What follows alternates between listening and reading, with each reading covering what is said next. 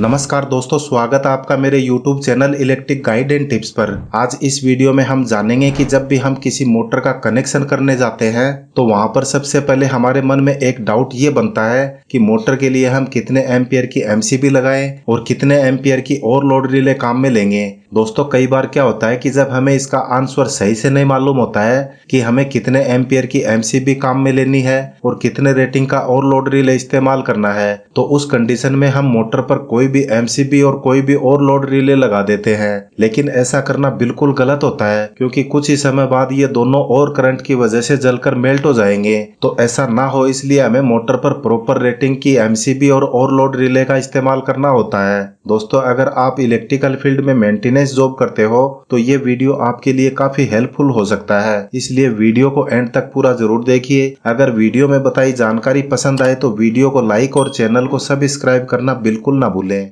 तो चलिए दोस्तों, आज की इस वीडियो से हम समझेंगे कि किसी भी मोटर के लिए किस प्रकार से हम MCB और OLR यानी और लोड रिले सेलेक्ट करेंगे। तो दोस्तों, यहाँ पर हमें एक मोटर के लिए MCB और लोड रिले का सिलेक्शन करना है। लेकिन सिलेक्शन करने से पहले आपको ये मालूम होना चाहिए कि ये जो हमारी मोटर है इसकी रेटिंग कितनी है, यानी कि इस मोटर का पावर कितना है। यहाँ पर हमारी जो मोटर है, इस मोटर का पावर आपको दो तरह की रेटिंग में देखने को मिल सकता है, पहला हॉर्स पावर में और दूसरा किलोवाट में। तो यहाँ पर हम किलोवाट के जरिए इस मोटर की कैलकुलेशन करना सीखेंगे। लेकिन उससे पहले मैं आपको यहाँ पर बता देता हूँ कि यदि आपकी मोटर की रेटिंग हॉर्स पावर में है तो उस कंडीशन में आप इसको किलोवाट में कैसे कन्वर्ट करोगे। तो दोस्तों, आपको किसी भी हॉर्स पावर या HP को किलोवाट में कन्वर्ट करना हो तो आपको सिंपल सा फार्मूला याद रखना है। आपको सिंपली क्या करना है, जो भी हॉर्स पावर है उस हॉर्स पावर को आपको 0.75 से मल्टीप्लाई कर देना है। जब आप इसको 0.75 से मल्टीप्लाई करोगे तो आपको किलोवाट में वैल्यू मिल जाएगी, यानी कि आपकी मोटर का जो हॉर्स पावर है वो किलोवाट में कन्वर्ट हो जाएगा।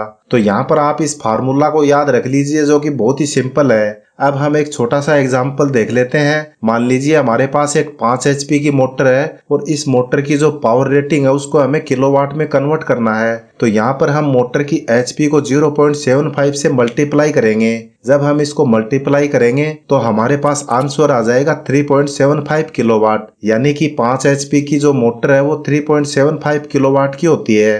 तो दोस्तों, अब आप समझ गए होंगे कि किस प्रकार से हम हॉर्स पावर को किलोवाट में कन्वर्ट करेंगे। अब हम वापस अपने मेन टॉपिक पर आते हैं कि हम मोटर के लिए किस प्रकार से MCB का सिलेक्शन करेंगे। तो यहाँ पर हम मान लेते हैं कि ये जो हमारे पास में मोटर है, इस मोटर की पावर रेटिंग है वो 10 किलोवाट है। तो यहाँ पर जो 10 किलोवाट की मोटर है उसके लिए हमें MCB साइज का सिलेक्शन करना है। MCB की साइज को सिलेक्ट करने के लिए सबसे पहले तो आपको ये मालूम होना चाहिए कि ये जो मोटर है इस मोटर का FLC कितना है।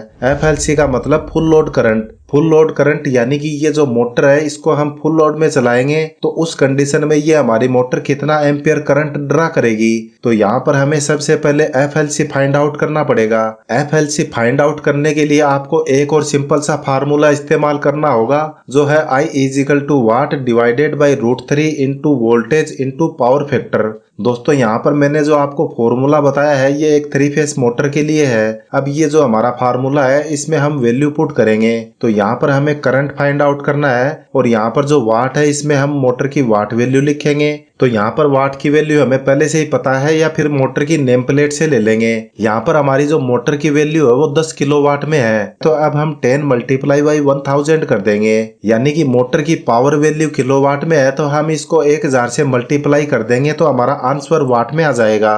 तो इस फार्मूले में हम जो मोटर की किलोवाट वैल्यू 10 किलोवाट थी उसको हम 1000 से मल्टीप्लाई कर देंगे तो हमारी वैल्यू जो है वो वाट में कन्वर्ट हो जाएगी। अब इसके बाद यहाँ पर जो हमारी वाट वैल्यू आई है इसको हम √3 से डिवाइड करेंगे। दोस्तों, √3 की वैल्यू हमेशा 1.732 फिक्स होती है और वोल्टेज की जगह हम यहाँ पर नॉमिनल वोल्टेज 415 लिख देंगे और पावर फैक्टर की जगह एवरेज पावर फैक्टर वैल्यू 0.8 लिख देंगे। अब हम इस इक्वेशन को सोल्व करेंगे तो यहाँ पर हमारे पास आंसर आ जाएगा 17.39 एम्पियर।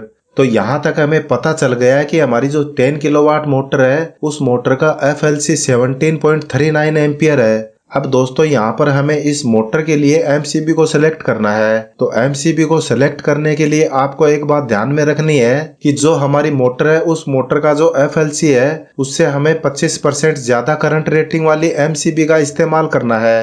तो यहाँ पर जो हमारी मोटर है उस मोटर का FLC 17.39 एम्पियर है। तो अब हम क्या करेंगे कि इसको 125 से मल्टीप्लाई कर देंगे। 125 का मतलब है कि FLC का 25% ज्यादा। अब इसको हमें डिवाइड कर देना है 100 से।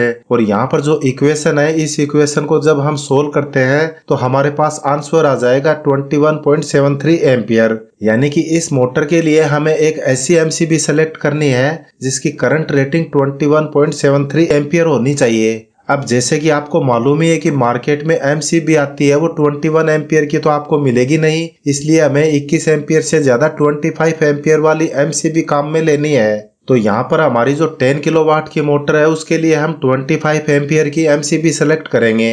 दोस्तों यहाँ पर हम जिस MCB की बात कर रहे हैं उसमें भी आपको मार्केट में बहुत सारी टाइप की MCB देखने को मिलेंगी, यानी कि B type, C type, D type, K type, Z type, इस तरह से आपको तरह तरह की MCB देखने को मिलेगी। और हर एक टाइप की MCB का अलग अलग फंक्शन होता है और अलग अलग उपयोग होता है। यहाँ पर जो हमारी मोटर है उस मोटर के लिए हमें ऐसे ही कोई भी MCB का इस्तेमाल नहीं करना है। मोटर को चलाने के लिए हमें पर्टिकुलर MCB का ही इस्तेमाल करना पड़ता है। अगर आप ये जानना चाहते हो कि कौन से टाइप की MCB किस जगह यूज में ली जाती है तो इस टॉपिक पर मैंने सेपरेट वीडियो बनाकर चैनल पर डाल रखा है, जिसका लिंक आपको इस वीडियो के डिस्क्रिप्शन में मिल जाएगा। बाद में आप चाहो तो वो वीडियो भी देख सकते हो। दोस्तों यहाँ पर मैं आपको बता देता हूँ कि हमें मोटर के लिए सिर्फ C टाइप या D टाइप की MCB का इस्तेमाल करना है। बाकी जो अदर टाइप MCB होती हैं इसका इस्तेमाल हम मोटर के लिए नहीं कर सकते हैं।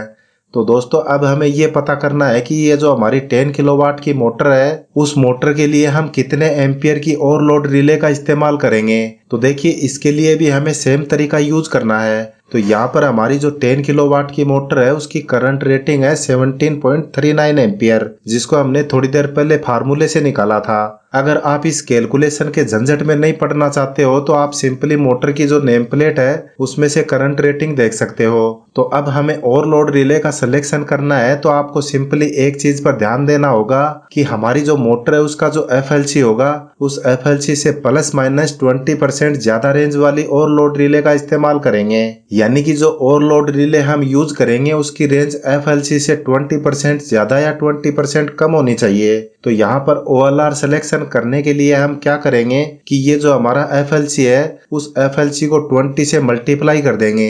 इसके बाद इस इक्वेशन को 100 से डिवाइड करेंगे और जब हम इसको सोल्व करेंगे तो हमारे पास आंसर आएगा 3.47 एम्पियर। यानी कि 17.39 एम्पियर का 20% 3.47 होता है। अब ये जो वैल्यू हमने फाइंड आउट की है इसको हम राउंड फिगर में 3.5 मान लेते हैं। अब यहाँ पर जो हमारी मोटर का FLC 17.39 एम्पियर है इसका हमें प्लस 20% निकालना है। तो यहाँ पर जो हमारा FLC है 17.39 इसको हम 3.5 से प्लस कर देंगे।